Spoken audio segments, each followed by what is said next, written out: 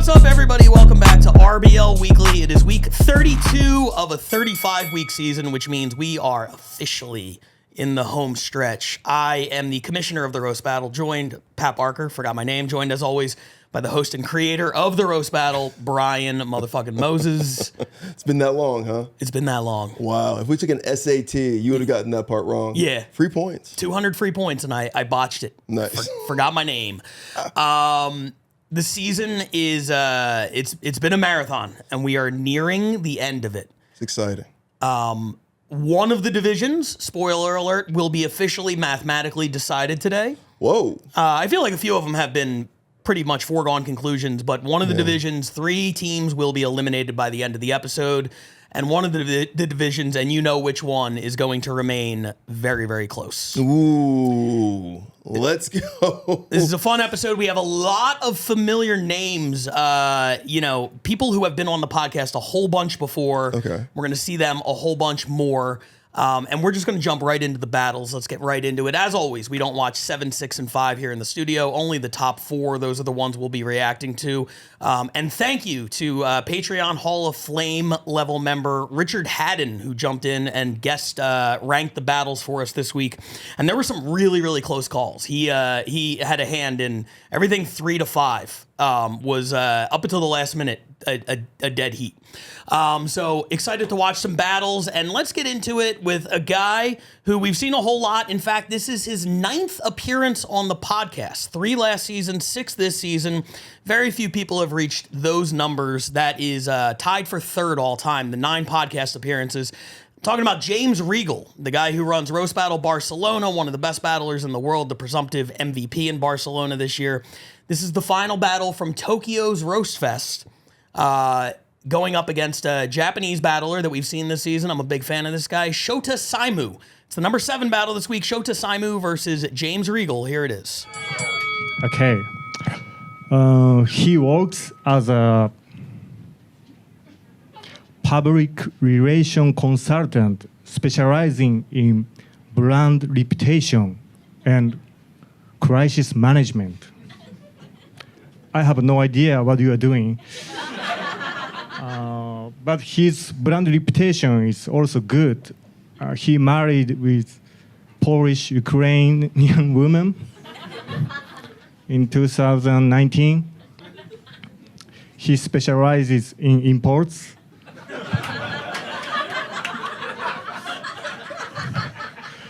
And they divorced in 2 years. Yeah. She left him to go walk on yacht in the Caribbean and fucked bunch of sailors before leaving him. Yeah. He's also good at exports.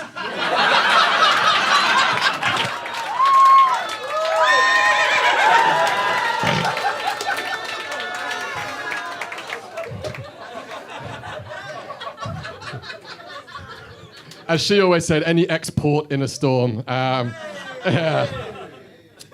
So I think this is Shota Saimu. It might just be Keanu Reeves after a stroke. No, I'm pretty sure this is Shota. His last name, he told me, Saimu. Sai means president. Very, very unfortunate last name, because he confided in me last night. He keeps losing his elections. And very ironic name for a guy that only Asian girls will date him. So he's never been allowed inside a White House.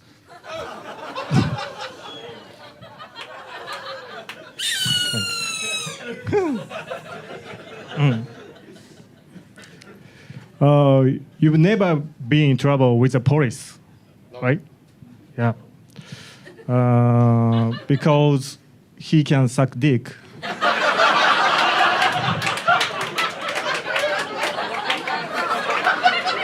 Yeah. Yeah. Yeah. Yeah. He must be good at breathalyzer. I did this for the first time. Not too late for Japanese. That's hilarious. Does the t-shirt say, I understand fucking Jap asshole? So it takes one to know one, I guess.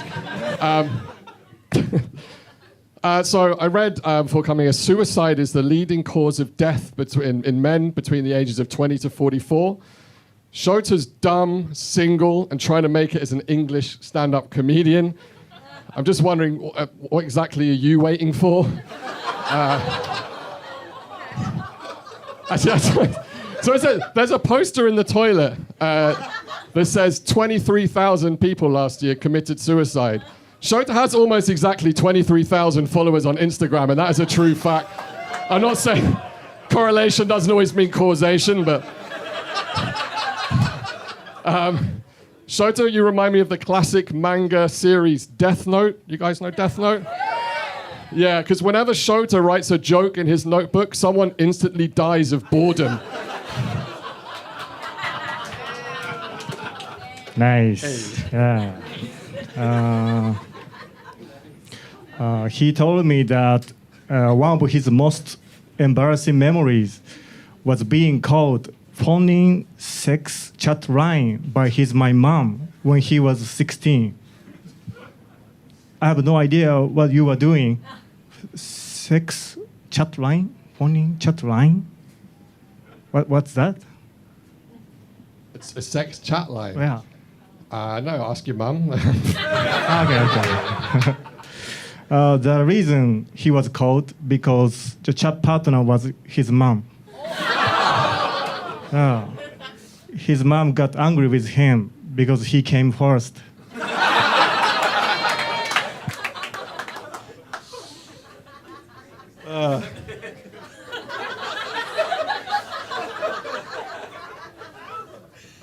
We exchanged some facts before this battle. We've never met.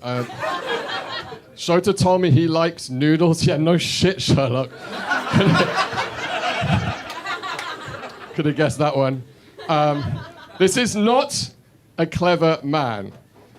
He said he studied international studies. He only recently heard of daylight savings. Until he visited Toronto, he didn't think there were any Indians outside of India. He's such a retard, his friends call him Studio Dribbly.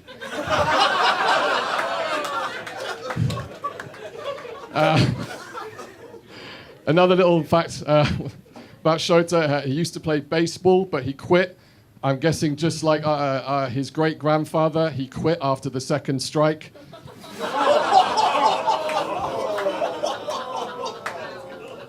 What, is that the line? Is that the line? Really? There's two left.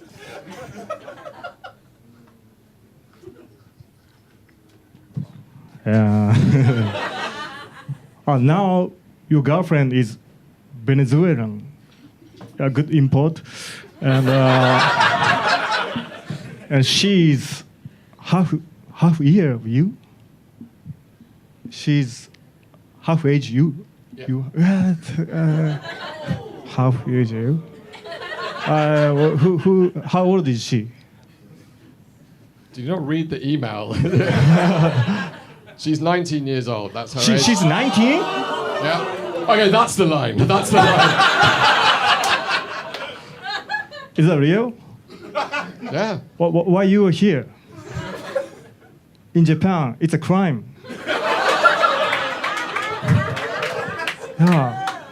Do not enter the country illegally by making false declaration at the airport.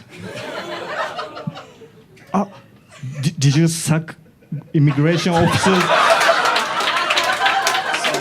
Wow. Okay.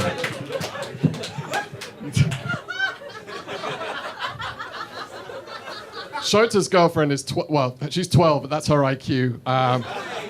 Give it up for Pokemon Slow, everybody. If we're going to talk girlfriends, Shota's in a long-distance relationship with his girlfriend. She lives in Osaka, which I think that's on an island called Honshu. Is that right? Right? Is that right? Yeah. Hey, Shota, Honshu worried she's fucking someone else?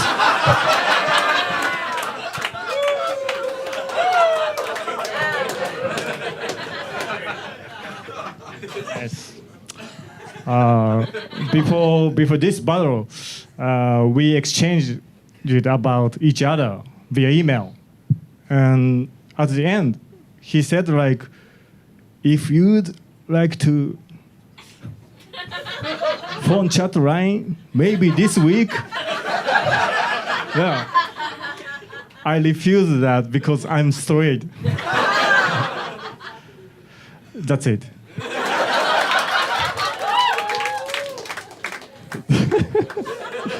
Thank you so much for taking time out from posting upskirt videos on 4chan. Listen, I've been really mean to him, but you guys should know, this guy fucks a lot, right? Shota's slept with over 70 women, and 3 of them remember it. Now, that sounds like a rape joke. It's not. He's just so fucking forgettable. This guy has fucked 70 women. I knew Japanese people follow rules, but surely you don't have to take any piece of trash home with you.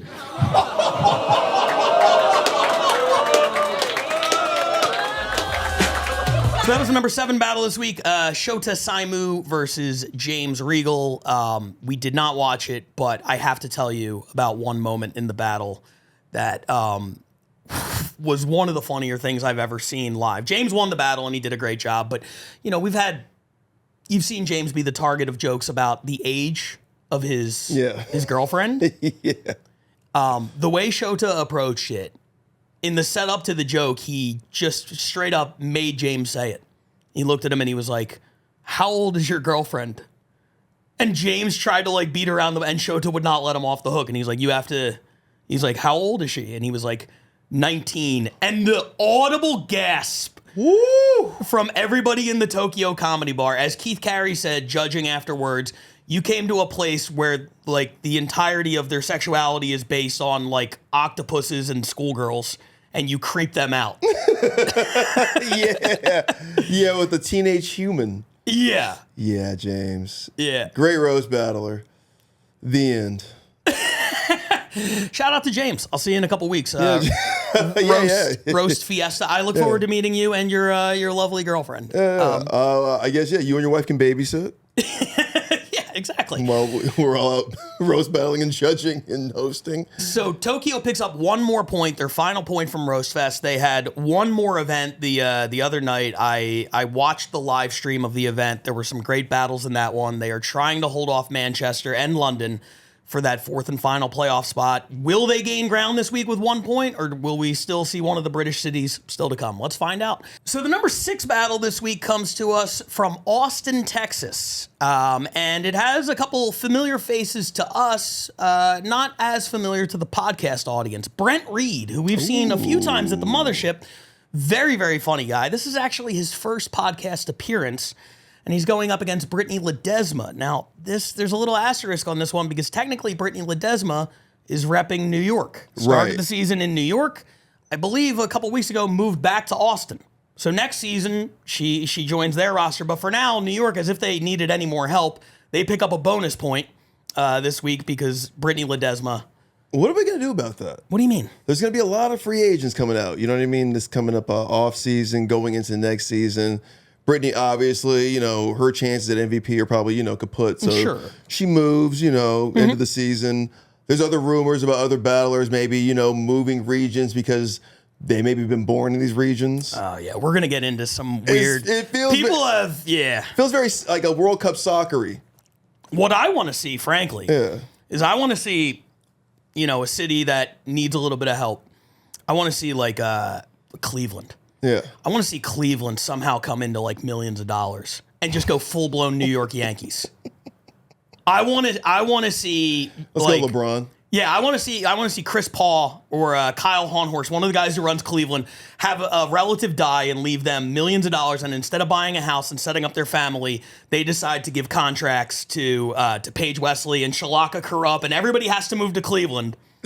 That's all I want. You're speaking my language now. Contract players now? I mean, like, oh, that would be awesome. Paige moves to Cleveland, dies within 2 weeks because she just can't stop eating all the outstanding cuisine in Cleveland. She would be the skinniest person in the Cleveland battle scene, by the way. Never mind. Immediately.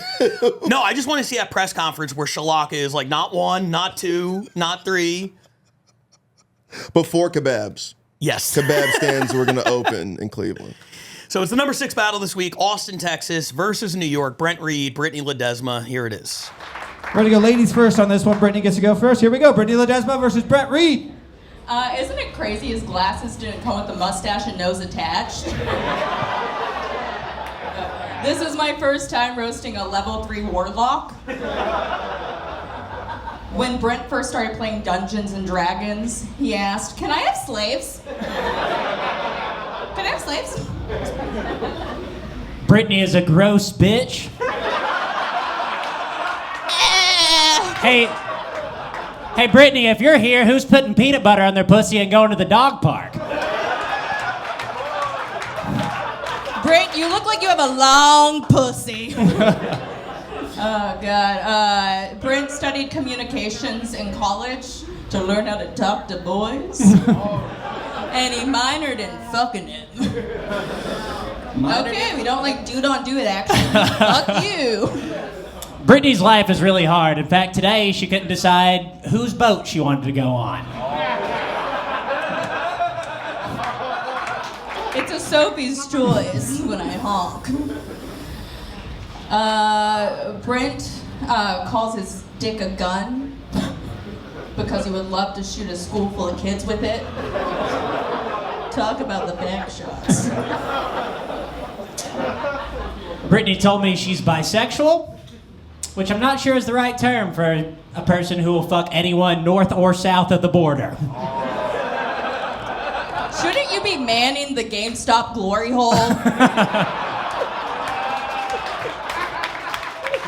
Somebody's got to keep an eye on it.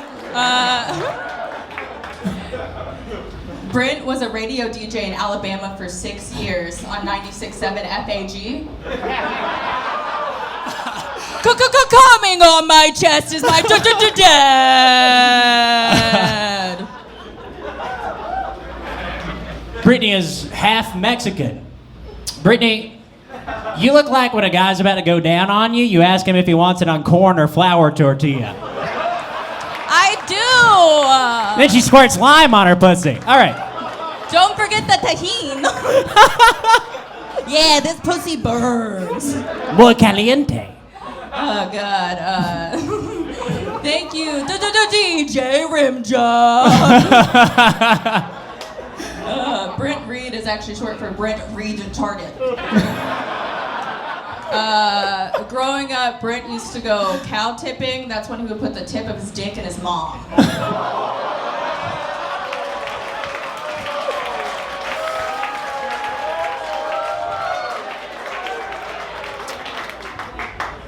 Britney's had a lot of jobs. She actually went from stripper to dog walker.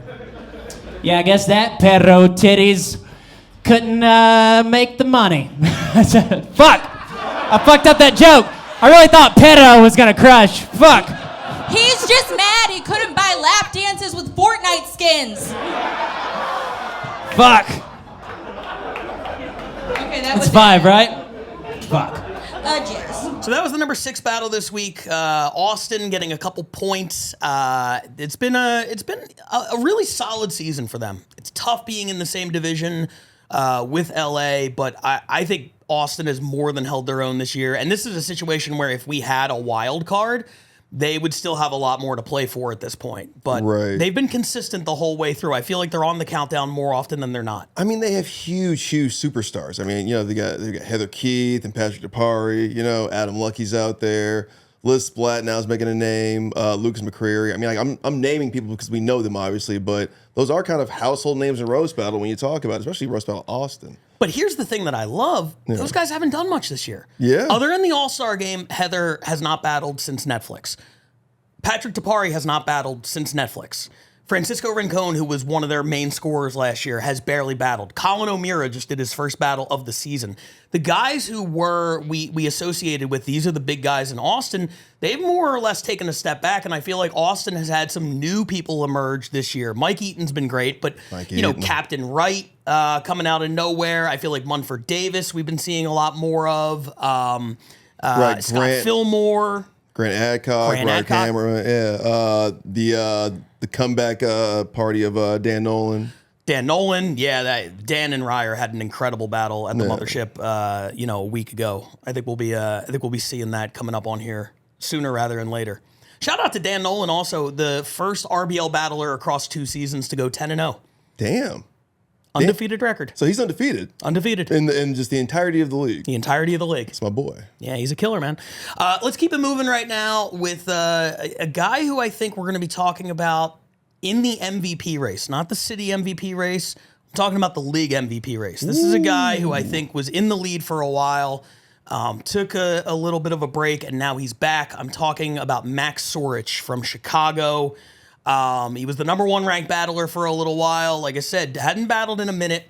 And he's going up against another guy that we've seen a lot, Gabriel Alviso. Hey. This is the 8th appearance for both of them across 2 seasons on the podcast. Again, there's fewer than 10 people who are in that 8 and above range, and we're going to see a lot of them actually here on the podcast today. You've seen these guys, you know these guys, you love these guys. It's Max Sorich, Gabriel Alviso, number 5 battle this week. Here it is. Hey, Max, if you're here, who's telling 15-year-old girls that they're way too mature for their age? Yo, Max looks like he dates teenage girls, not because he's a creep, but because they have the same reading level as him. Gabe looks like he dates teenage girls because he was just at their quinceanera, so. He had so much trouble saying that. I kind of nailed it, I thought. So, Gabe, growing up, Gabe's parents actually had to pick fruit. And by that, I mean Gabe is adopted.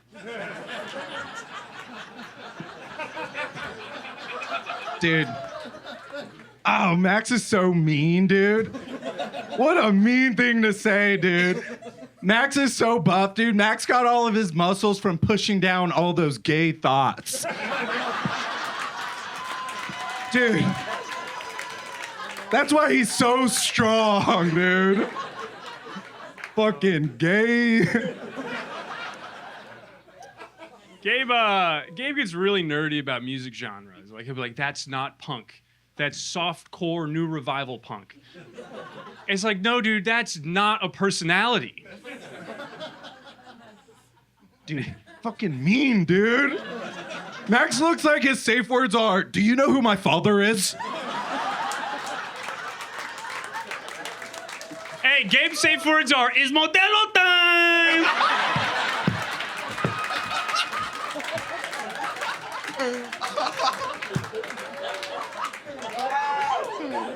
Oh, shit, dude. Max looks like he puts pre-workout in girls' drinks, so... Dude. So they stay awake. Dude, Max goes down on his girlfriend and says things like, hey, can you shut the fuck up? I'm trying to concentrate. Max only eats pussy if it tastes like a protein bar. Gabe, as a child, he was actually molested by his uncle. I know, right? Shocker. Wow.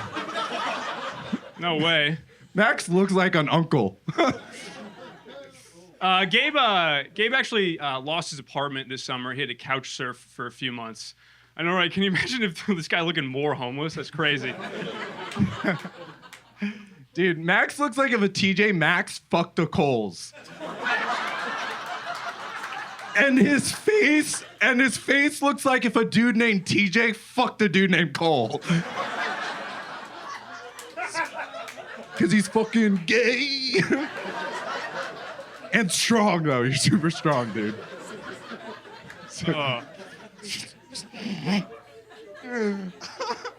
You're so fun, dude. You are actually gay though. That's crazy. Gabe, every time Gabe rings the bell on his adult bicycle, an angel gets sexually harassed by a Hot Topic manager. Yo, Max loves tidy whities. That's what he calls the teenage girls that he dates. Whoa, Gabe. Gabe, he likes to go to skate parks and go, the old stomping grounds. And then an 8-year-old girl goes, Mommy, the bad man is back. Hey, Max doesn't talk like this. He's just trying to impress his friends, dude. Max looks like a Proud Boy who shows up to meetings and's like, hey guys, can we not be racist tonight and just like vibe out? I wanted to write a joke about Gabe's stand-up, but I couldn't think of anything, because I swear to God, every time I hear Gabe talk, this is all I hear.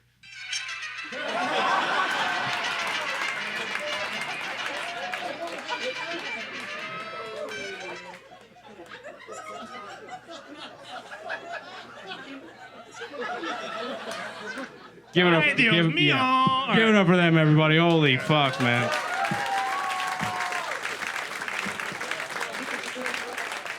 So that was the number 5 battle this week. Max Orich, Gabriel Alviso. Max picked up the win. Here's his MVP resume. 6-2 this year. 33 points. Damn. For a Chicago team that needed every one of those points to be kind of in the race for as long as they were. I feel like he really carried them the first half of the season, and it was kind of a Herculean effort from Max to have Chicago in the running for as long as they were. I feel like at this point it's pretty safe to say it's going to be New York, but he had a hell of a season. He came out of nowhere with this season. I think Chicago preseason, we're like, okay, Chicago's probably going to be number 1 or 2, which they're number 2. So obviously they did that right. But then I thought they would have more people in the running for MVP, more people we would see and be talking about throughout the season, more Katie Kincaids, Gabe Alvisos, Tito's, things like that, right? But we didn't really see a lot of those people. We had a few people pop out like AJ Leidick, things like that, but really it was just Max. Yeah, I mean, he got a little bit of support from a couple rookies. Zach Albers had a really nice season. Yeah. Fujiko was putting up a lot of points early in the year. Yeah. So there were people.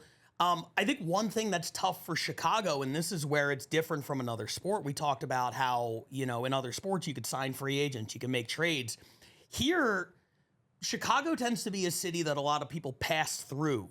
And they live in for a couple years on their way to a New York or an LA or an Austin. Just this season alone, Matthew Mitchell has moved to Austin. Peyton Ruddy has moved to Austin. Jessica Mizutano has moved to Austin. I don't know if Eric Emerson has moved yet, but I've heard rumblings about him moving to New York. These are some of their, imagine in another sport, a couple weeks before the season begins, 4 players just leave your team. Grace Leishman. And Grace was another one, yeah. Yeah, you're right. They do lose. There's a lot of overhead they lose, huh? There's a lot. Yeah, they're like the Clippers, like a farm system. There's a lot. And frankly, if they weren't so on the ball behind the scenes with how they run things, the quality of like the filming, the audio, video, they would probably be in a lot of trouble. The fact that they're able to even like compete when they lose so much talent, and then you look at a New York or an LA, like, it's constantly like people are coming in. Austin, it's the same kind of deal right now. Like, those are just the hottest comedy cities. So I think Chicago has done an outstanding job piecing it together with Max and, a team full of rookies. It feels like LeBron's first finals team. You know what I mean? Yeah. Just kind of duct taping it all together and making it work. I like that Leah Kajani and his Carlos Boozer in this situation. Oh, that's great. So and Gabe. Got to give credit to Gabe. Gabe is one of those guys that we see here on the podcast a lot. Maybe not the best win-loss record, but man, always entertaining battles. J.R. Smith. Absolutely. Absolutely just running the wrong way as time expires. Hell yeah. Shout out to Gabe. Let's get into the top 4 now and actually watch some battles. And this one, we talked about Max as an MVP frontrunner. This is another guy he's going to be going up against, Jack Traynor, who has really had a breakout season this year. He's been absolutely incredible, one of the stars of the league. And this is him going up against Kate Hammer, a sneaky, coming into this battle, undefeated battler across a couple of seasons. She's a lot of fun. This is a clash of the Titans from Scotland. Jack Trainer versus Kate Hammer. Here it is. She's starting early. She's starting already. For the final time, let's Ross! I love that guy, by the way. I hope they fucking kill each other. Thank you, Billy. Kate's French Canadian. Sorry, Kate's gay and Canadian. Kate's a writer-performer, so that makes her a bit of a thespian. Sorry, Kate's a writer-performer, so that makes her a bit of a insufferable cunt. Oh, Jackie. Kate grew up on a goat farm because it's good for children to be around their peers. Kate got a 2.5-star rating at the Fringe. Do you know what else got 2.5 stars? No, seriously, I'm asking you. I'd never make or produce something such lackluster like that.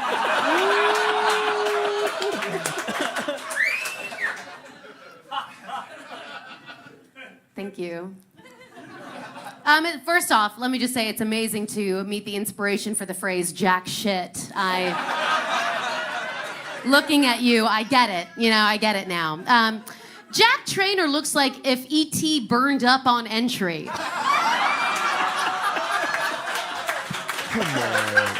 That's outstanding. And then the kids who found him beat him with sticks. Yeah, Jack's like a squalid little hamster they tested Viagra on.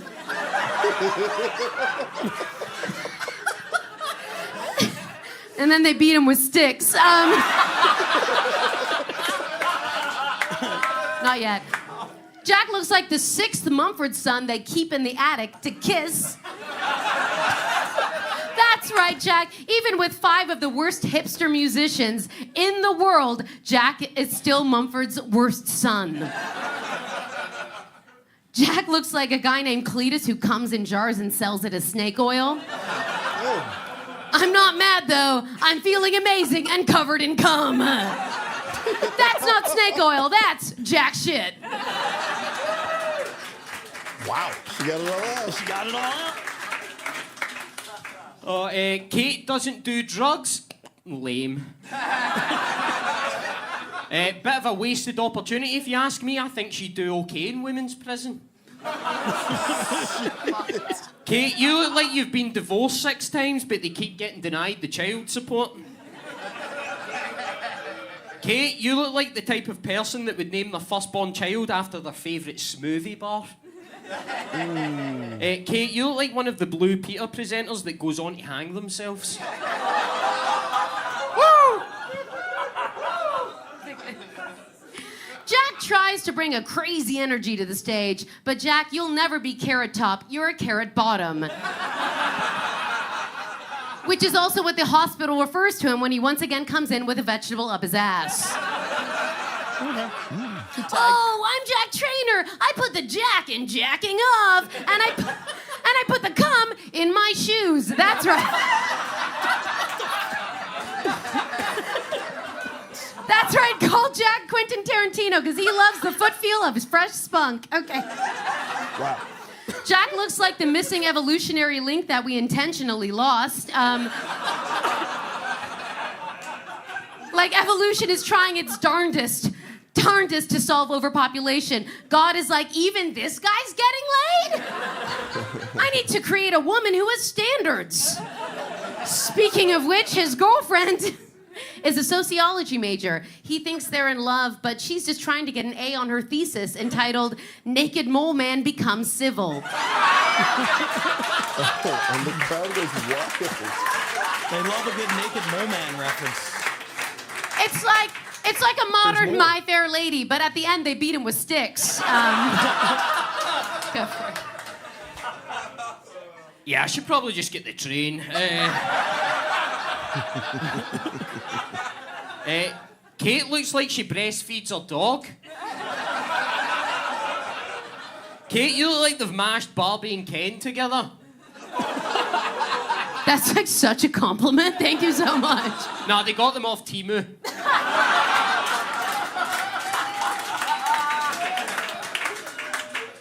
Kate, you look like you have a black belt and telling people it's ma'am, not sir.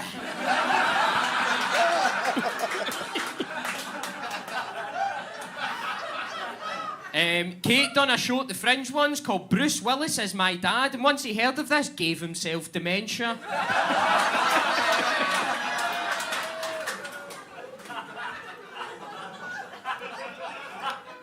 Jack and then she beat him with sticks. You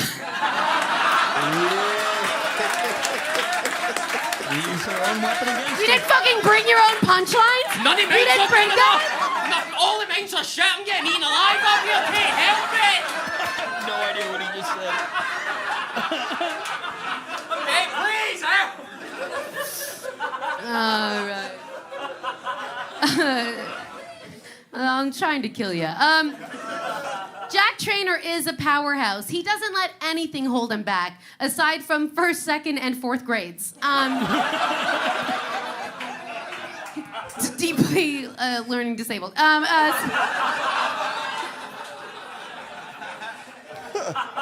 Speaking of kids, Jack is short with the mind of a 5-year-old, which is actually related to how he started doing drugs. Someone gave him uppers, but he was actually just asking for uppies.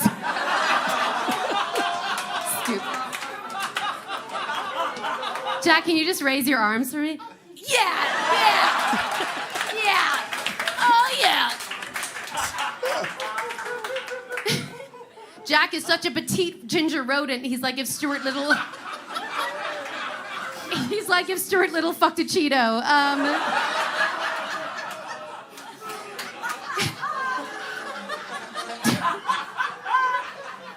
Jack looks like a mole man who has come up to kill Batman and got distracted by a pizza crunch. Another mole man joke. They're loving it. Oh, fucking hell. Kate, you look like your barber also cuts the England national team's hair.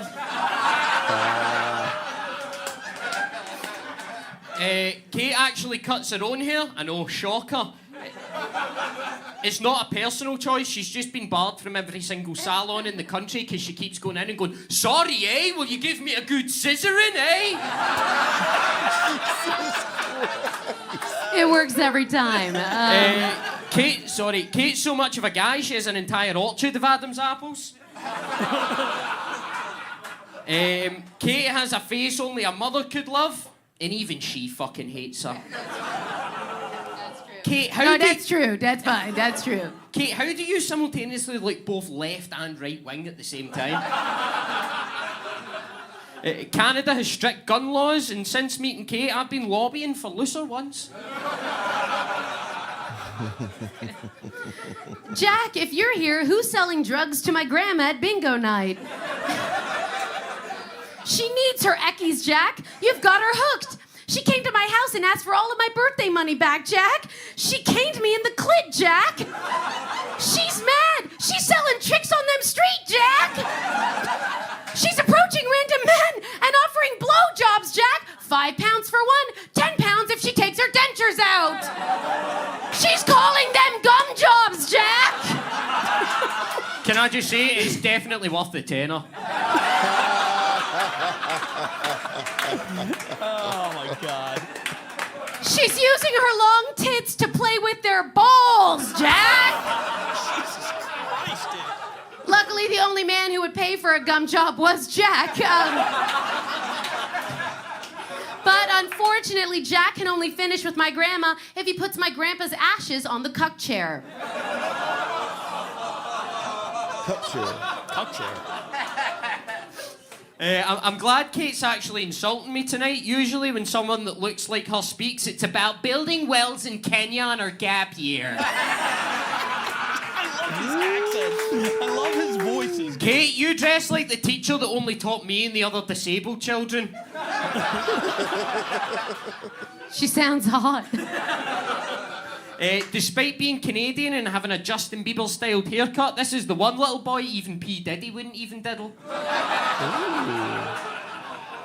Kate, if you wore a suit, you'd look like the Gestapo's first diversity hire.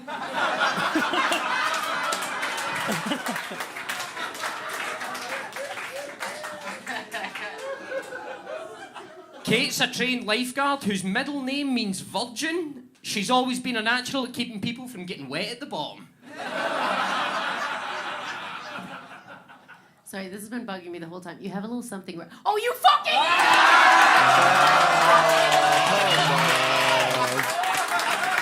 I've never seen that in roast battle. I can't believe he fell for that. Wow. She does have 80s bully energy. Oh, she's bullying him for sure. How excited she is. Yeah. It's crazy. The first time he believed a woman, he got duped. That's right. Jack likes to gaslight women so they're just as confused as he is. Jack is so stupid and bad with women, he keeps trying to put rats under his hat to make him better at sex. Is that a ratatouille? They've nested in the place where his brain is supposed to be, so I guess it's working. Why would I end on this? Jack, lift an arm. Yeah, that's the rats. That rat worked. Okay, Jack. Jack rocks a unique kind of mullet. Business in the front, kill me in the back. Please do it. As well as working in a bakery, putting the holes in the donuts.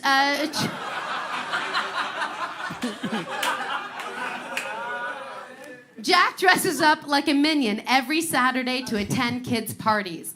He doesn't get money, he just loves being around minors, pointing to his dick and saying, banana!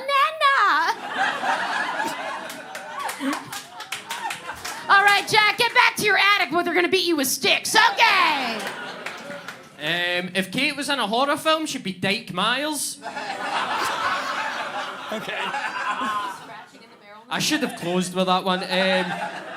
You look like the Milky Bar kid if the Milky Bars were made from oat milk. Kate eats almost exclusively eggs and cheese. The last time she shat was in 2021. Committing what her plumber would later go on to call a ceramic hate crime.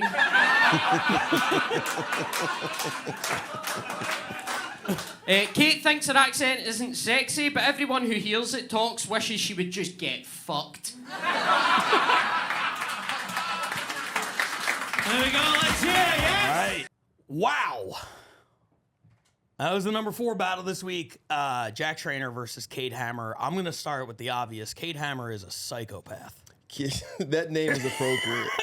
Kate Hammer? Yeah. I mean, man. Yeah, she hammered us with, like, that was some hammering. Just blunt force trauma. Yeah. You know, I think halfway through she started going for an Oscar. I mean, the act outs, the monologues.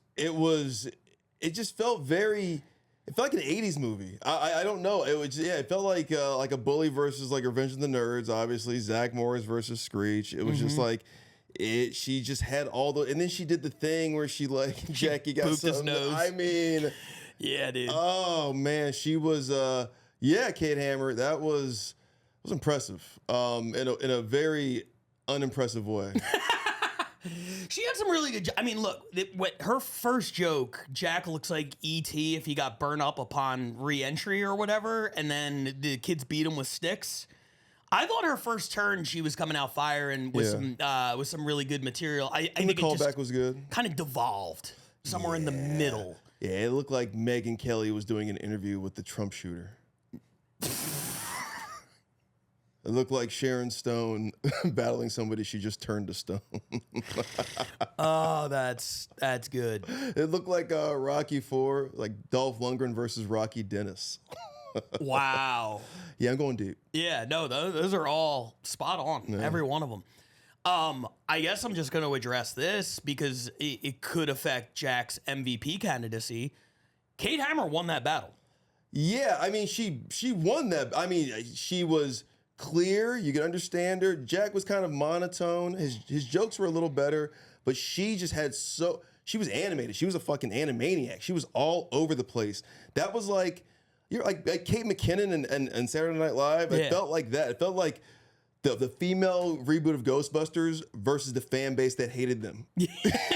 That's what it was like. They won. I mean, shout out to Jason Reitman, by the way. That wasn't his movie. He didn't do the female reboot? No, that was. He did the good one. Yeah. Oh, okay, nice. Paul Feig did that. Did the all-female reboot. But yeah, it was just getting yelled at by Jack and just, you should get fucked. I fucking hate this. Bring the dudes back. You know, that kind of a thing. And she's just, come on, we're wacky, right? Look, you got something on your fucking shirt there. Woo! It was. That battle was wild. Yeah. Like, I feel like Jack paid to be there. Yeah, I mean, look, nobody has more fun than Jack. Yeah. As she was going, and he's the ultimate good sport. I mean, there were a few times she kind of like interrupted him. Like the only time he interrupted was that when she was going off on that gum jobs tangent that seemed like it was going nowhere, and he just interjected to be like, it's worth the tenner to get the dentures out, which was like a perfect interjection. He's really, I mean, he just laughs at everything. You know, he plays it off. He always has like good jokes. It's really hard to judge how Jack would do. And we ran into this with Ryan Cullen last year in the World Championships. It's like, how do you go from doing 30 jokes a battle to doing 5? Is that editing process going to be difficult? Or do you go in and try to do 30, which I would advise against? You know, I'd be curious to see, because I think Jack has some really fun shit. Yeah, I'm sorry. I'm still just like thinking about this woman, Kate Hammer. She's just like a Catherine Blanford, Meckenroth, Kiki Anderson, like melted down into just this Chet from Weird Science energy. Just a Frankenstein's monster. I mean, Jack was great. Jack had great jokes. Obviously, losing that battle, whatever. I mean, like, clearly we look at the jokes. So he's on the show. He got some points for it. True. Kate obviously is going to go on her record. We can put that for the stats. But and great coming out party, Kate Hammer. I mean, my goodness, we're still talking about it, but that was. I don't know what to say about that. I've never seen you this speechless. Yeah, it was. I mean, man, we both opened up like, I don't know what to say, because it wasn't like she was bad. She just was. She just was doing a different kind of Scottish style, because it was as many jokes as he was doing. It was just there's a lot of it was animated. I mean, she was doing that's. I think that's the most I've ever seen anybody do out there in a city that's known for doing the most. She took it to the furthest possible point. She ends the season 4-0. Oh, wow. You know, great season for her. We're going to talk a little bit more about the Scotland MVP as we get towards the end. Just want to give a shout out to Jack. That is his 7th appearance on the podcast this year. Damn. Ties John Luna for the most in the entire league. He is now up to 36 points, only behind John Luna. He just passed Max Sorich and Malia Simon. Ooh. Second in the league in points. The record, right around 500. We'll go over that in a little bit, but he has had a really, really nice season. 7 appearances in 32 weeks is a heck of a year. So shout out to Jack Schreiner. Nicely done. Let's keep it moving right now and get to the number 3 battle this week. And this is a wild card battle. Wild card battles, we've had a few of them this season. That happens when 2 cities duke it out at a neutral location. So that is the case here. This is from one of our more recent showcases at the Mothership a couple weeks ago. In Austin, Texas, this is Cleveland's Chris Paul going up against the Bay Area's Dakota Fry. Here it is. That's my boy, San Francisco, this is Cleveland. Let's Rose! Give it up for Chris. Come on. Give it up for Chris. Oh, yeah. Chris, why do you look like Charlie Brown joined the Aryan Brotherhood? You look like you took Snoopy back to the pound because you believe black and white shouldn't mix. But not, first you had him fucking lick crystal meth off your balls. That's crazy coming from Jew Pigpen. You look, if you were a cartoon, you would have those wavy stink lines coming up from your head. He does look like that. Oh, man. I like that. It's pretty good. Yeah. Chris is bisexual. His Grindr bio says 43, but in my prime, which is only true because he still works at Amazon. He actually just got a new job transporting dead bodies. The only time this guy doesn't feel dead inside is when he's inside a dead guy. It's wild because I see like 3 dozen dead people a week, and they're all more fuckable than you are. Necrophiliac confirmed. Damn. Close your fucking shirt, Briss Farley. Bitch. Briss Farley. You're like you would have taken up 3 spots on Schindler's List. That was my favorite show. It's a great joke.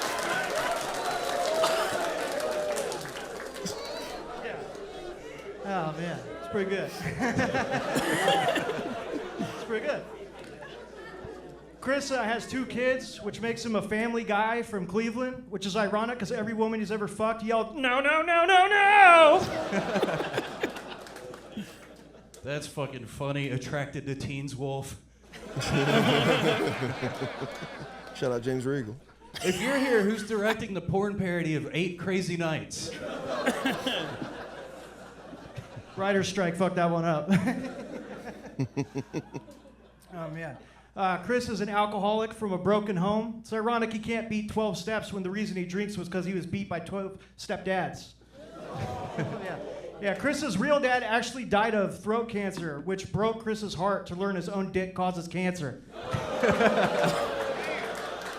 It's disgusting. It's a good joke. It's a great joke. Dakota told me that he identifies as an ashamed bisexual. Yeah, he described it as gay enough to have sucked dick, but not gay enough to tell his dad. Buddy, I think your dad knows about you sucking his dick. He actually named Dakota after Dakota cum he left on his face.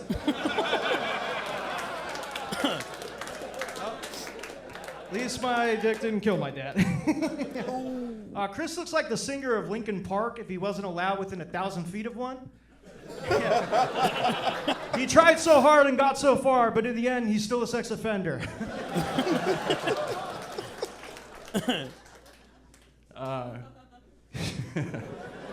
It's pretty good. Fuck. I do look like that guy. That's fucking nuts. Knocked off his feet right here. Dakota converted to Judaism as an adult, so this was a choice. But if you, they're not gonna let you help control the banks if you can't control yourself at a buffet. The first thing is only half true, the last thing is true. Oh man, Chris, despite me calling him a Nazi, he's actually half Native American, so every time he chokes on cock, he cries a trail of tears. Actually, I was lying at the beginning. I do like one thing about Dakota, and that's that he looks like he stores cocaine in his cheeks for winter. Right, Overtime. Dakota told me his mom has dementia, which is really awkward because he's constantly reminding her that he still breastfeeds.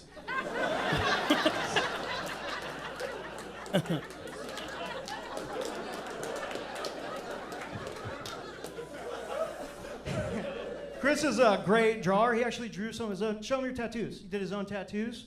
Yeah, he's a great artist. He actually is finally making money off art. He just got hired by the Cleveland SVU detectives to do, like police sketch photos, which is now the only, I fucked this all up.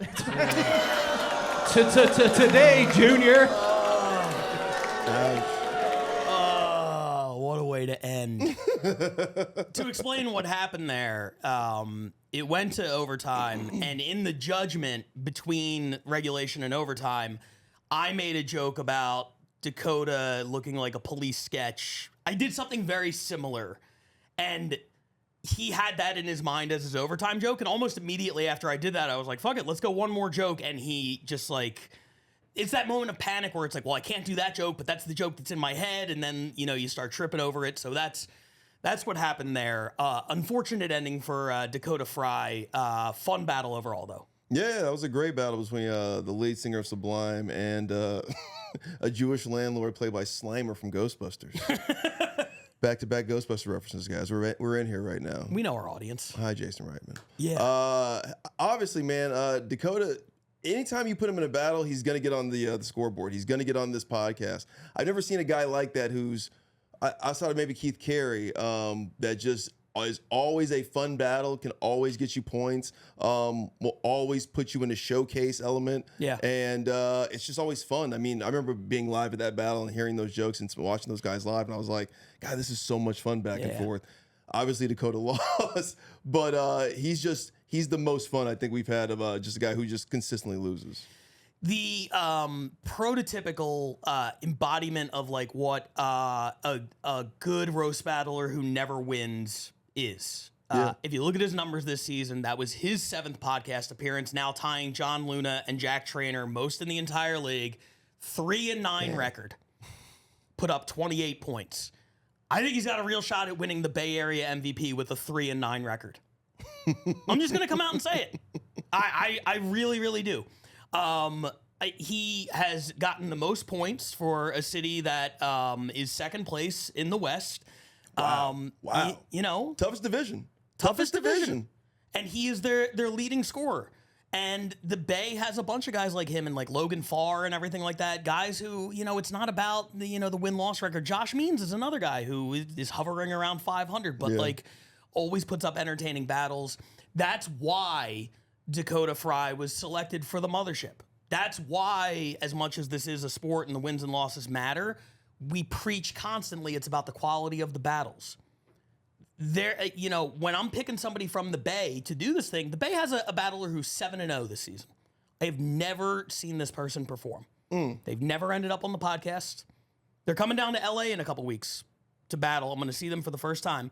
But the point is, when it comes time for me to pick who's going to go to the mothership, you got somebody who's 7-0, you got somebody who's 3-8, but I know what I'm going to get out of the 3-8 person. Yeah. I know I'm going to get a show. And that is ultimately what's most important in this thing. Yeah. And that's why Dakota keeps consistently putting points on the board, because he's the most consistent battler who's having fun, who's writing jokes, being consistent. He's going out there and he looks like he gives a shit at least. Yeah, absolutely. I feel like with everybody else that comes out, they're just kind of trying to get points on the board or trying to get paid from the battle or whatever they're doing out there, trying to get on, you know, just whatever it is, what kind of clout or whatever the fuck they're going for. With Dakota, it feels like he's ultimately trying to get better, trying to put some good jokes on and just have a good show. Yeah. You know what I mean? Like, he's growing as a performer, it feels like, in every battle he has. And it feels like he gives a shit. And I really appreciate that guy. He's like the city of Cleveland when it comes to roast battle in general. They give a shit. And speaking of Cleveland, they pick up 2.5 points for this. They split the points for the wild card battle. You know, obviously the season hasn't gone the way that they'd hoped, but that's a city that I talk to a lot behind the scenes. They're putting a lot of effort into it, finding ways to upgrade next season in terms of, you know, whether it's audio, video, in terms of venue, in terms of different things. So there's a lot going on behind the scenes. And I think they're going to come out next season and look to make that leap. We're also going to be announcing as we get, you know, into the off season, there's some cool stuff brewing for next year. And I'll put it this way. There's a couple cities that better be ready to make the leap because they are going to have other people sort of nipping at their heels next year. We're going to put the pressure on a little bit. Okay. Hey, how are you voting for like who's getting out of the league and who's coming into the league? Are you making this like the Premier League? Or are you dropping 2 guys? I don't want to. You don't want to spoil anything. I don't want to spoil anything. All right, this is great. I know exactly what I'm doing. We'll talk about it more when the season ends. Oh, I love this. Stay tuned. Stay tuned. And great job by Chris Paul, who has had a really nice season in Cleveland.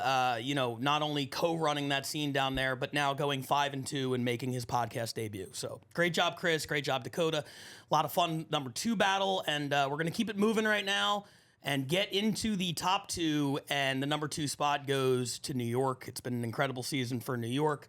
Co-run by Dan Wicks. And here he is again, another guy that we've seen so many times between Jack Trainer, Max Sorich, Dakota Fry, all these guys we've seen, James Regal, Gabe Alviso. These are some of our most prolific battlers. Dan Wicks, another one. This is his 6th appearance this year, his 8th appearance across 2 seasons. Always entertaining battles, and the guy he's going up against is another character. Oh, is it who I think it is? I think it might be. It's the number 2 battle this week. Dan Wicks in a 3-round battle against Big T. Here it is. All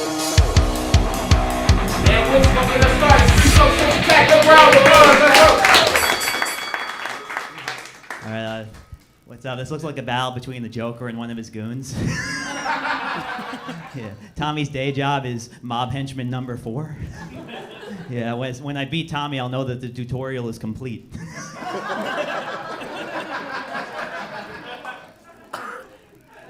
What's up, buddy? Let's go, Wicks. his Tourette's prevents him from getting pussy. Because he blurts things out like, yeah, I'd like to purchase that moped over there. Motherfucker, buy a unicycle and a porno mag at that point, you know? Come on. It ain't the moped while you're not getting laid, bro. Come on. You look like you sold me it. All right. Tommy's a foot guy. Yeah, he's a big toe.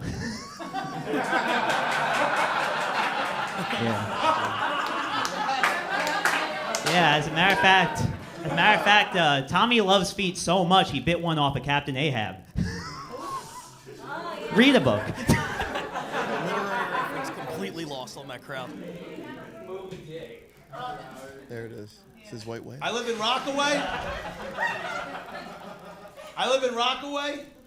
and Dan is the mayor of Rockaway. Have you not seen him fucking rock back and forth, you fucking idiots? Listen, I went to 4 high schools. If you get my joke a year later, that means I'm smarter than you, all right? Don't let me be smarter than you. 4 high schools. Do the best. Now I don't feel bad about you not getting Captain Ahab. All right, Tommy loves kids, and kids hate climbing into his enclosure. Damn. Harambe? Dan's very Italian and said he was tricked into banging a black tranny. He calls it his Moulin Rouge.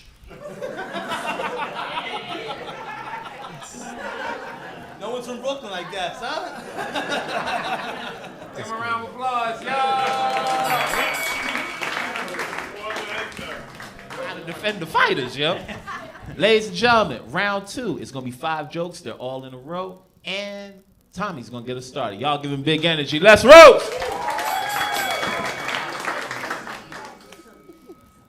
2 facts. You got James? 2 facts. I love the rapper Uncle Luke, and Tourette's is hereditary. Too bad Dan can't shake what his mama gave him.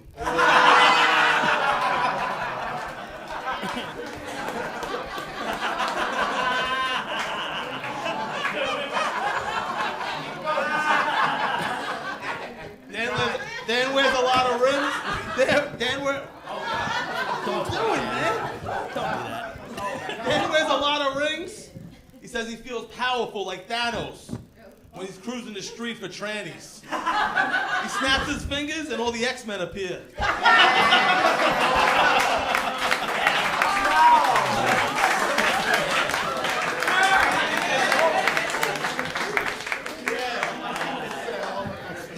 Dan's afraid to move to LA because he's anti-Semitic. Oh, no. He's anti-seismatic. We're both afraid of scales, Danny boy. The fucking measurement of fucking... I get it. All right, you cocksucker. We get it. Dan said he tried cutting himself, but didn't puncture the skin, which I didn't believe. Just put a serrated knife on your arm and just come back. Be fucking armless, you freak. Dan said he gets a lot of celebrity lookalikes. I said, who? You look like a fucking bird and you shake. Fucking Robin Quivers? Poor high schools. Fuck you. Give him a round of applause, ladies and gentlemen. All right, yeah, you'll be an X-Man when you get cardiac arrest, you fat fuck. All right, I'll be quick because Tommy and I need to get back to the Coney Island boardwalk.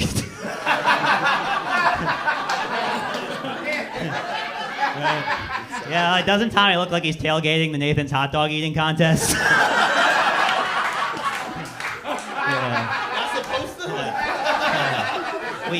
All right, some references missed, but we know who Joey Chestnut is? Yeah? Okay, so Tommy loves Joey Chestnut because he does his 2 favorite things, eating hot dogs and beating Asians. All right. Tommy thinks hot dog eating is a sport. I know he doesn't think that roasting is a sport because he doesn't have his shirt off with a letter painted on his chest. All right, Tommy hit his ex with his truck. That's a thing that happened, yeah. He was sober, but he was driving under the influence of Andrew Tate. All right, but to be clear, Tommy would never actually hit his girl because that would mean getting off the couch.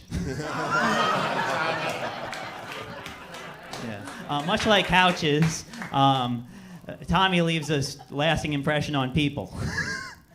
Yeah, seriously. Anybody who's ever met Tommy has gone, gee, I wonder what happened to that guy. All right.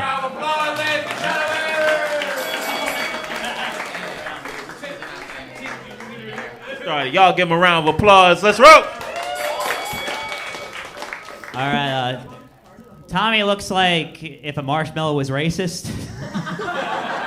Yeah. You know, Tommy's least favorite part of getting smeared on a graham cracker is his chocolate neighbor above him.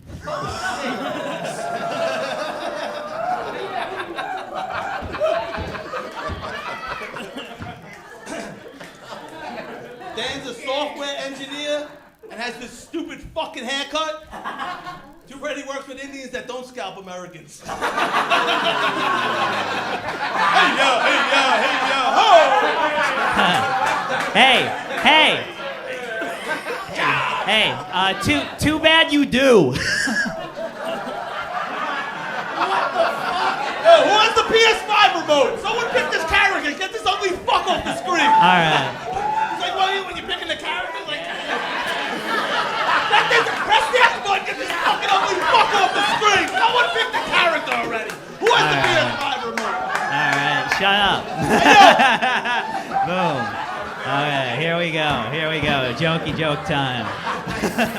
Here we go. All right. Yo. You're not gonna believe this, but Tommy has had big fights with his personal trainers. Yeah, but in fairness, they're very mean to him at SeaWorld.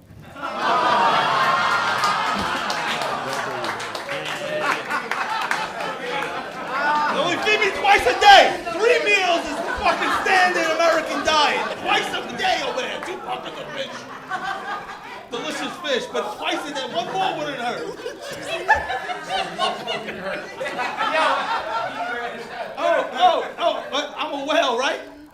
Dan's Italian. Him and his siblings look like fucking animals. Him a fucking bird with that big schnozzle. And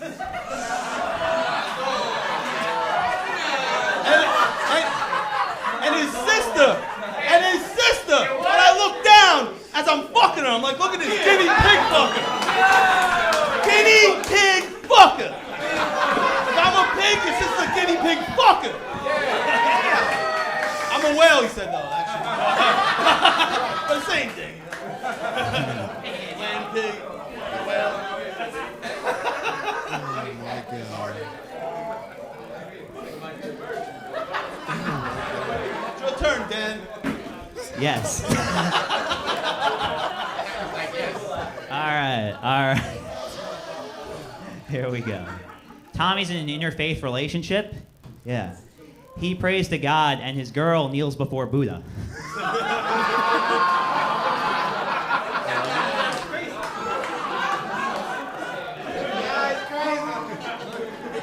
Dan cried a lot as a kid. Dan cried a lot as a kid because his parents were scumbags and bought him an Etch-a-Sketch every Christmas. Oh,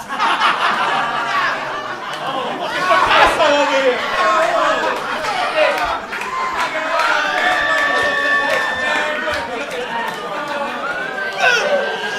Every Christmas and Hanukkah. Yeah, you know what? Yeah. You might as well own an Etch-a-Sketch because you'll never create anything that lasts.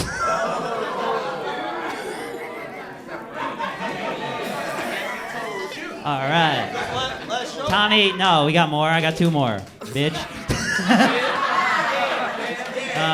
Tommy grows weed, but he looks like the only thing he plants is evidence on black teenagers. Take it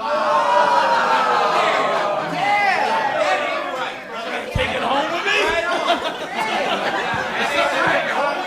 What am I going to do with it?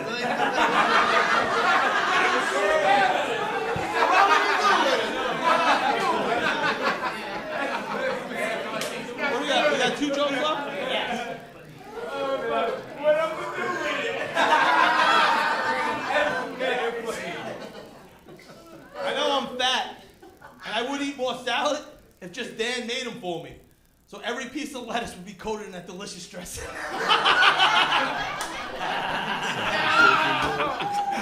Oh, yo, fucking carnivore diet cunts in here now? Come on. But when I'm fat, it's funny. Talking about salad, not funny. Oh, I get it now. Uh-oh, cardiac arrest. Fat man salad. Die, you fat loser. All right, last joke. Okay. So, Tommy's a fat weed dealer, so all of his scales say 420.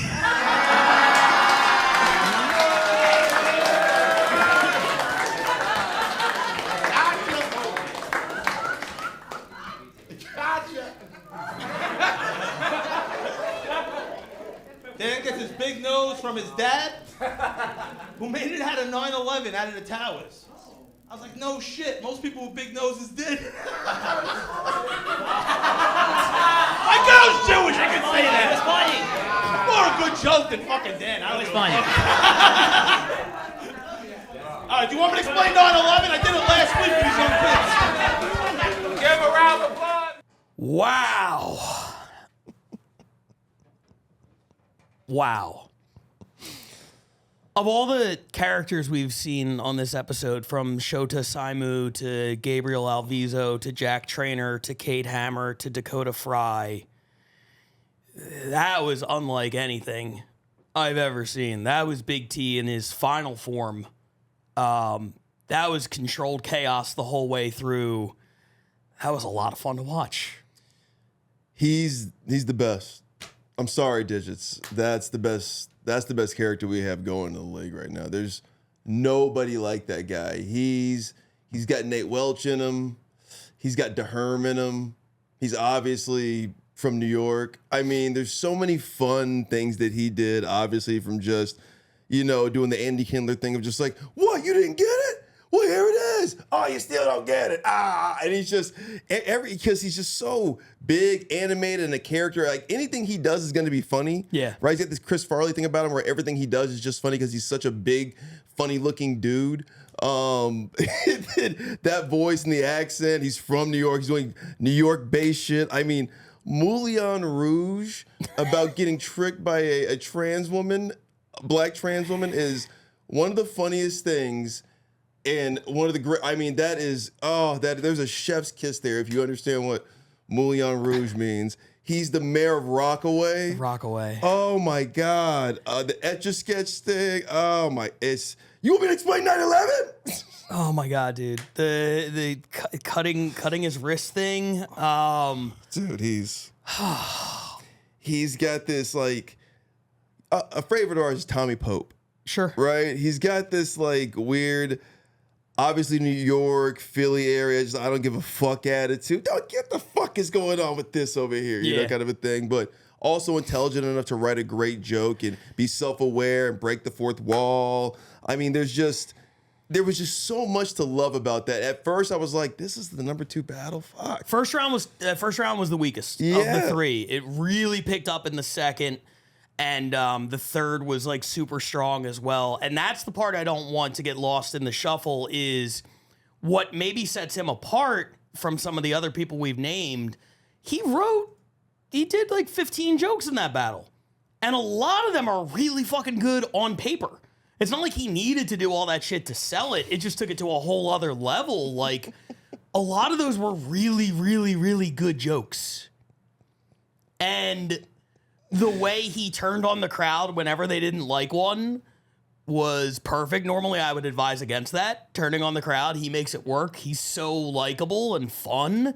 And just, he bought himself the goodwill of also being like, oh, this isn't a guy just like up there writing shitty jokes and then like carrying, like the character carrying him through. It was the best of both worlds. Exactly. I want to see that Nate Welch and Big T battle. Oh my God. I want to see Big T in his prime, and I want to see Nate in his. I have to see that, because that is. I feel like the world's gonna. That's the Bushwhackers. Like they have to battle each other. That's crazy. That is. Yeah. Yeah. Yeah. It's amazing how Nate, and this is a tangent, but Nate is legitimately one of the best in the world now, and we're like, we need you against Bellick. We need you against Big T. We need you against the pun guy. We need you against the guy who looks like you. Like, you know, he's like, can I battle for the world championship? And we're like, no, go do some sideshow shit. But yeah, there is a Legion of Doom with the pun guys. Yeah, you know what I mean? Like with the Big T, obviously Nate is, you know, he's big pun, and then Bellick. I mean, man. So yeah, this is fun. Because it was such a bad thing. There was even like a kid. It was, I say kid because he even said he was like 26 or 25 or something during the battle. And then somebody did a pun during his battle. He's like, oh, this guy's doing puns over here. And everyone's like, oh. I was like, I haven't seen this in ever. You know what I mean? Like in 11 years of doing this, like somebody getting mad at somebody like making fun of puns, like usually it's the other way around. It's Nate Welch he's Jackie Robinson. He's really broken that pun barrier. Yeah. But Big T, I mean, to be fair, has a variety of different writing styles. Yes. It's not like you can't go into a 3-round battle and do that many jokes and just have one style. He has one personality, but the actual jokes were very varied and everything like that. Dan Wicks always has incredible material. My favorite was the couple times Dan came up with a clever rebuttal off the top of his head and got so excited, and it could not match just like Big T's energy. Exactly. Like Big T controlled the crowd for like a minute, and then Dan's like, yes, but. Mm-hmm. And it was like, okay. You're trying to be smart now? You're trying to write clever jokes? That's not the way you counter this. But I mean, I making fun of this guy? We like him. Yeah. I was worried after the first round, mainly because I thought there were a couple of really good jokes that the crowd completely slept on. And I was like, oh, this crowd is going to suck. And then for the second and third rounds, the crowd was with it. Great crowd, great jokes, great battle. Just, I mean, great stuff. Yeah, that was fun, man. I got to see more of that guy. I love me some Big T. Thank you, Big T. You were out here battling Big Herm, or Big Herm. Jesus, now I'm saying big for everybody. Yeah. Da Herm, and we didn't get to talk enough, but man, you are. I've seen your podcast, and I'm just a fan now. I just like this guy. You've seen Big T's podcast? I've seen some clips. Shit. Just because I like the way he talks. He's such a New York guy. I just feel like if Action Bronson was a roast battler, it would be Tommy. Yeah, dude, incredible battle, you know, great lineup of characters on this show, and Big T maybe the most prolific of all of them right now. Yeah, he's fun. This is also, I mean, this was a really hard week, I think, for the ranking committee, because it's like, how do you compare that to anything? How do you compare the Scotland battle to anything? They're so over the top and crazy. You know, I laughed maybe the most at the New York one, but the #1 battle, I think, checks kind of all the boxes of, you know, what a classically great roast battle is, and it's from two of the best, and it is from LA. This one was pretty much the consensus #1. There were one or two ballots feeling another way, but this was #1 on the vast majority of them. It's the #1 battle from LA. It is a roast battle legend going up against a guy who has a sneaky case for LA MVP. We're going to talk about that in a minute. Paige Wesley, Tom Goss, #1. Here it is. Tom and Paige, last battle. Let's roll! Paige looks like a blind person tried to build a snowman.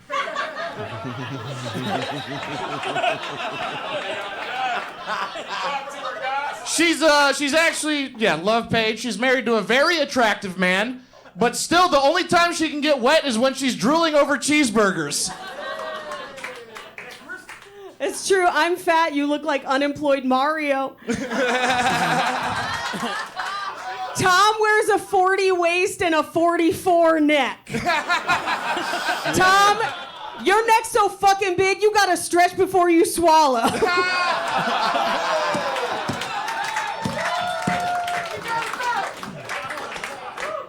Paige loves horror movies because it's the only time she gets to watch someone else die before her. Till A24 makes that diabetes movie. Tom shares his name with a country singer and his body with a country buffet. If there's one thing that Tom and a gay redneck have in common, it's that they like to get covered and smothered. Paige looks like a goddess from a country that doesn't have any food.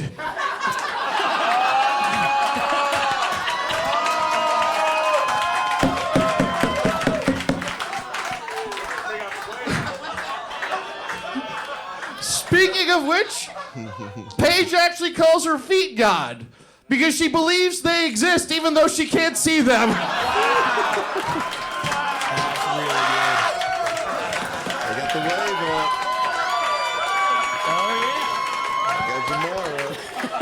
I buy shoes sight unseen.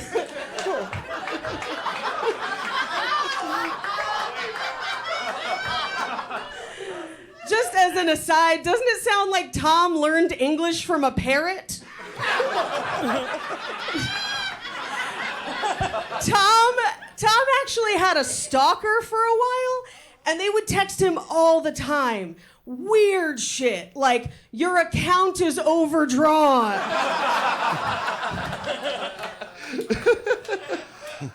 Before Paige was married, she actually dated a lot of depressed alcoholic bartenders. Do you know how suicidal you'd have to be to want Paige on top of you while seeing two of her? They be having threesomes they don't even know. Tom's dad helped build the Hoover Dam. Dang, how does it feel to be the son of a guy who built the biggest dam in the world and you can't even get one beaver?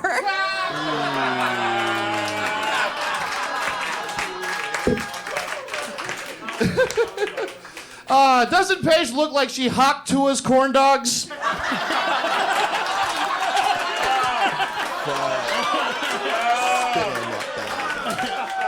Hey, dinner and blowjobs, two things Paige can finish without using her teeth. It's true, I'm fat, but you look like you know the age of consent for sheep.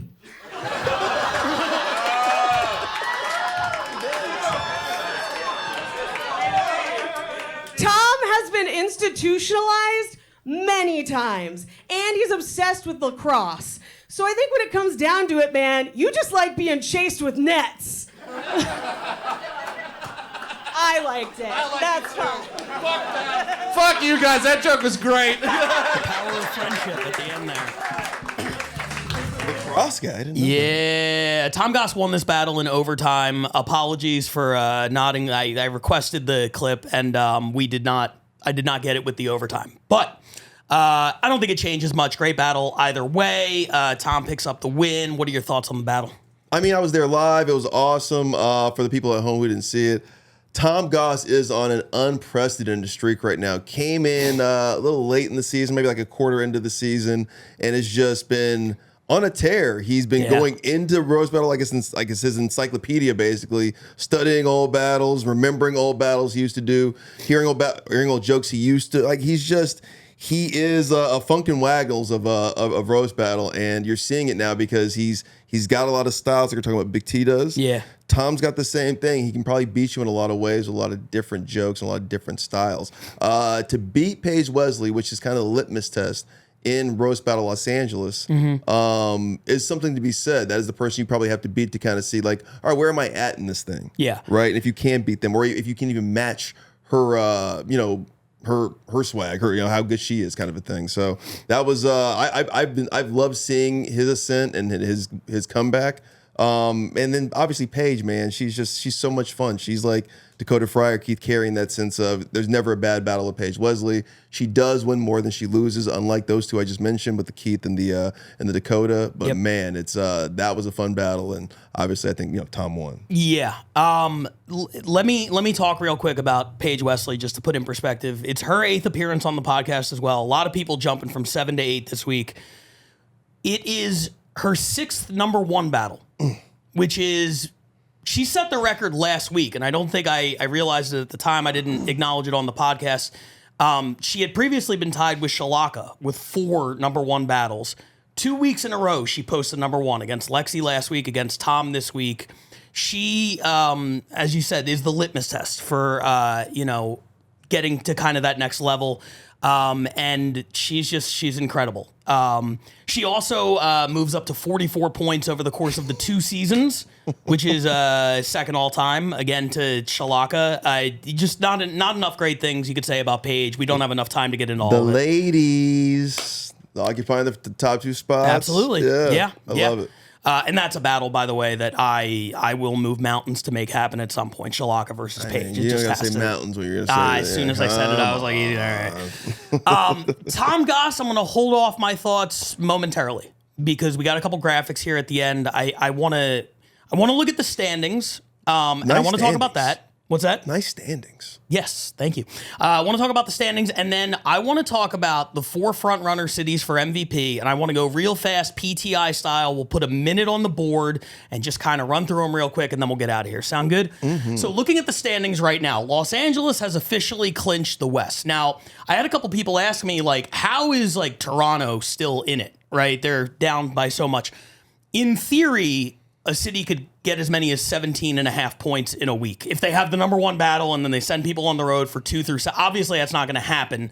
But as far as mathematics go, Los Angeles is the first city to officially clinch the division. Nobody can catch them. They are also the front runner for the number 1 overall seed. New York is ahead of Chicago by quite a bit at this point. I think it's safe to say that that race is over, even though Cleveland and Atlanta are the only ones officially eliminated.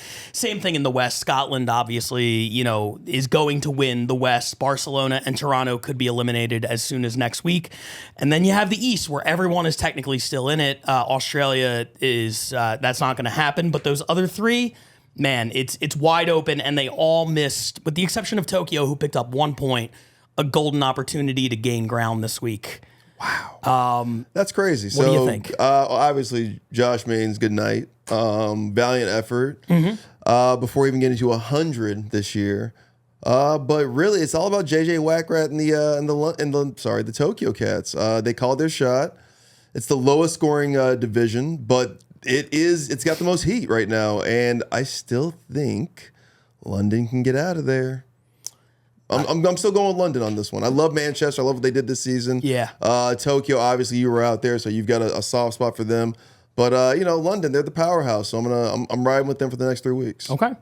Well, they got 3 weeks to make up almost 14 points. So the math, okay.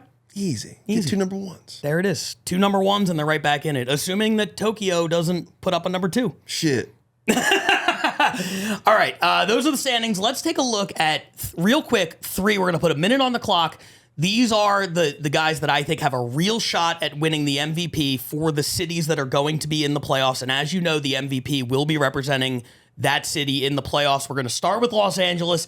Nate Welch, the defending champion. He's held the title throughout the entire season. He's battled on the biggest stages, 6-3. His only losses coming at Netflix and in the All-Star game. He just had another great battle against Saf Madison in an exhibition from Australia with the Yeah Mad guys this week. That will probably end up on the list, so I don't think his scoring is done. But Tom Goss and John Luna, their scoring might not be done either. Tom Goss still has 1 more battle this season against Robin Tran.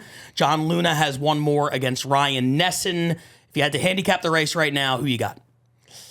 I mean, Nate has already beat John, so I take John out of the running for the most part. It's really about the number 2 and basically who would be going against Nate to, battle. I would love to see Tom versus Nate before the season ends. Obviously not going to get that. Right. But really, it's been Nate Welch's season. Tom got in a little bit late, and it was a little bit too tough to make up that ground on Nate, especially with the performance I just saw him put on versus those Australians.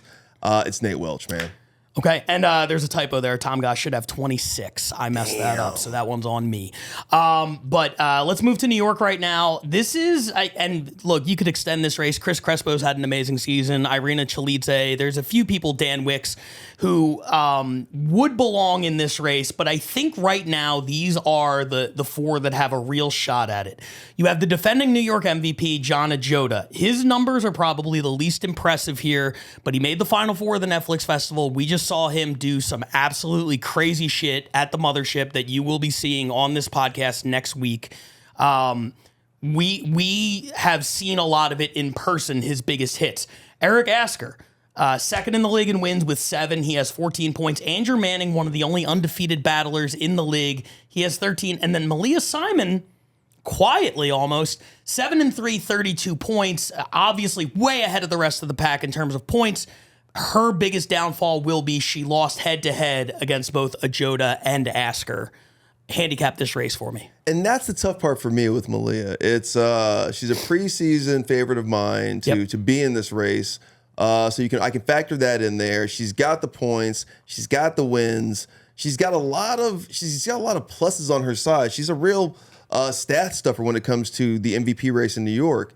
But those 2 losses really, really, really hurt her, I think, and especially because those guys are in the running. I would take Asker out just because he hasn't done enough that Andrew Manning and then John and Jota are recently with that's an MVP type performance. We may not talk about that enough, but what was the MVP type battle or MVP type performance you saw from somebody? And John and Jota just put something on film, on tape that we've never seen before in roast battle history, and it was mean, it was great, and I think other guys that we respect who've seen other types of roast battles in New York saw that too, and Luis J. Gomez was just like, that's the shit I'm talking about. Yeah. So you see something like that, it just makes you remember why that guy won last year, and you're like, yeah, I don't know if I put this guy head-to-head against all 3 of those people. He's beaten 2 of those people already. It's that Manning guy he's battling at the end of the season I want to see and know what happens. But it's between those 2 to me. It's the Jota and Manning. I'd take the other 2 out. October 30th, John and Jota, Andrew Manning, potentially the MVP on the line. Dude, Halloween. Oh! Shout out to New York, man. That's going to be a great way to end the season. Spooky. I'm excited. Let's jump to the next one right now. Scotland. This has been, in my opinion, the season of Jack Trainer the entire way through. When you sit down and you look at the stats, I think you can make a case for Ryan Cullen, obviously the defending Scotland MVP. His record is a little bit better. Jack has put up more points.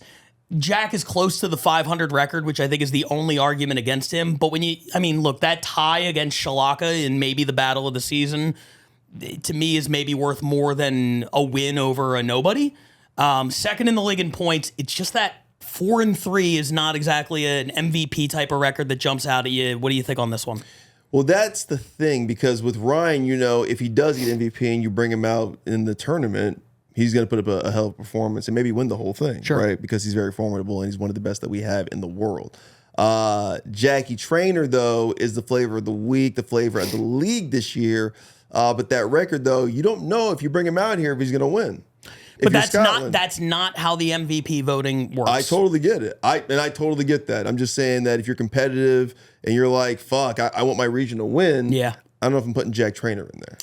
It's possible. I mean, look, there's no denying that he has had an incredible season. And one more thing I want to throw in there, that battle against Cade Hammer, that pushed him to 4-3 instead of 5-2. He would have been 5-2-1 if he won.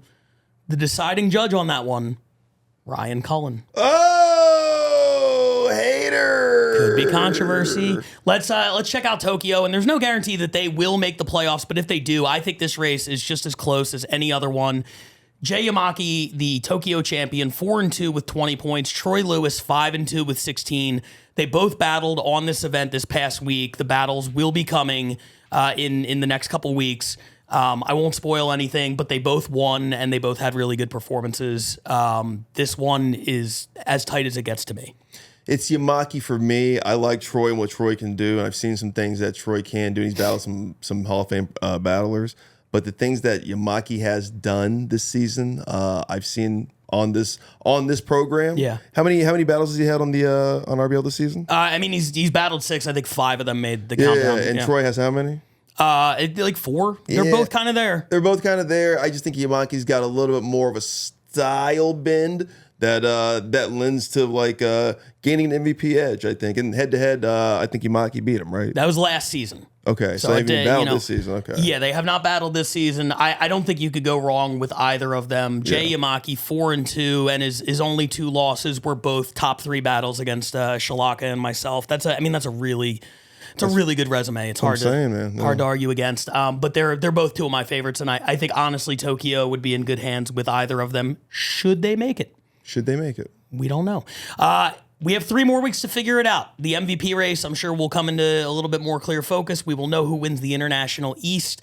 We're motoring towards the playoffs here. Announcements coming soon about the future of the Roast Battle League, what next season looks like, where the championship will be held this season, all sorts of good stuff coming up. Appreciate you guys, as always, for watching.